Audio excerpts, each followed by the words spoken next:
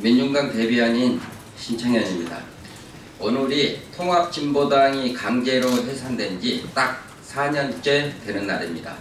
그래서 오늘은 해산된 통합진보당의 마지막 대변인이었던 현 민중당 사무총장 홍성규 총장을 모시고 통합진보당 강제 해산 4년 진상규명을 촉구하는 기자회견을 진행하겠습니다.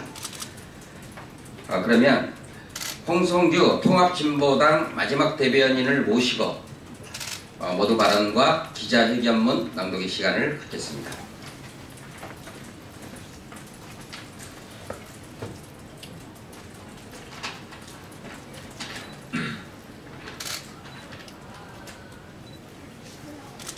박근혜 독재정권에 의해서 강제로 해산당했던 통합진보당의 마지막 대변인이었고 지금은 민중당 사무총장인 홍성규입니다. 2014년 12월 19일 헌법재판소의 강제해산 판결에 의해서 이곳에서 저는 통합진보당의 마지막 브리핑을 마치고 쫓겨났습니다. 그로부터 4년간 우리 대한민국에는 참으로 많은 일들이 있었습니다.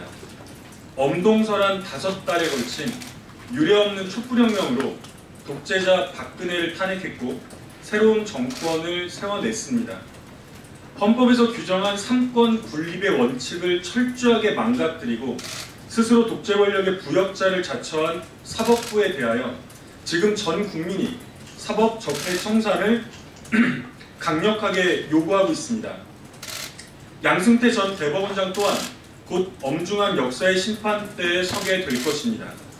그럼에도 불구하고 여전히 통합진보당 강제해산이라는 우리 정치사 최대의 치욕에 대해서는 모두가 입을 꾹 닫고 있습니다. 헌법재판소와 대법원을 비롯한 사법부는 물론 당연히 심판받아야 할 주범입니다. 그러나 동시에 그 어떤 문제제기도 저항도 시도할 생각조차 하지 못했던 대한민국의 국회 또한 엄연한 공범입니다. 저는 오늘 대한민국 국회를 역사의 법정에 고발할 것입니다. 기자회견문을 낭독하겠습니다.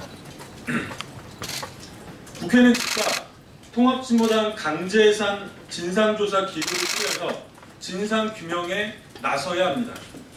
박근혜 독재정권이 통합진보당을 강제로 해산시킨 지 4년째가 되는 날입니다.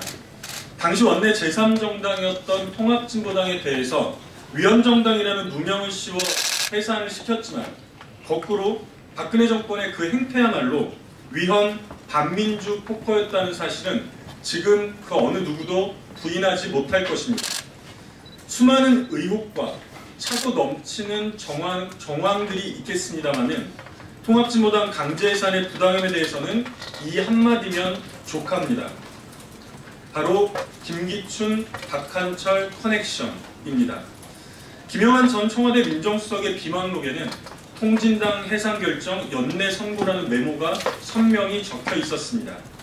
현직 청와대 비서실장과 헌법재판소장 사이에 분명한 교감 속에서 삼권 분립이라는 민주주의의 기본 토대는 헌법의 기본 원칙은 참담하게 무너져 내렸습니다. 그리고 그 종착점은 바로 대법원의 최종 선고가 나기도 전에 부랴부랴 서둘렀던 헌법재판소의 강제해산 판결이었습니다. 하필이면 그 투잡한 선고일을 독재자 박근혜의 당선일에 맞춘 것까지도 민주주의와 우리 국민들에 대한 가증스러운 능멸이었습니다. 삼권 분립의 한 축을 맡고 있으면서도 특히 민의의 정당이라고 일컬어지는 이곳 국회부터 뼛속까지 부끄러워해야 합니다. 보수와 진보, 사상과 이념, 그 모든 정견을 넘어서 국회의 일구성원이 그것도 원내 제3정당이 독재정권의 부당한 정치 탄압 속에 강제해산의 지경에 이르는 그 순간까지도 대한민국 국회는 그 어떤 비판도 항의도 저항의 목소리도 내지 못했습니다. 적극적 동조 이외에는 오직 비겁한 침묵으로 민주주의를 짓밟았던 독재정권의 악행에 부역했습니다. 더 늦기 전에 우리 정치사의 가장 치욕스러웠던 이 오점을 깨끗이 씻어내야 합니다. 이곳 국회부터 나서야 합니다. 여야를 막론하여 그야말로 초당적으로 통합진보당 강제해산 진상조사기구를 국회 내에 꾸릴 것을 공식적으로 제안합니다. 헌법재판소의 존립근거 자체까지 뒤흔들었던 김기춘, 박한철 커넥션은 물론이거니와 그로 인한 통합진보당 강제해산의 전모에 대해서도 이제 그 진상이 철저하게 규명이 되어야 합니다.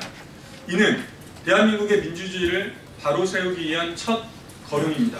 아울러 동시에 이곳 국회가 진정으로 국회답게 서기 위한 첫 조치이기도 합니다.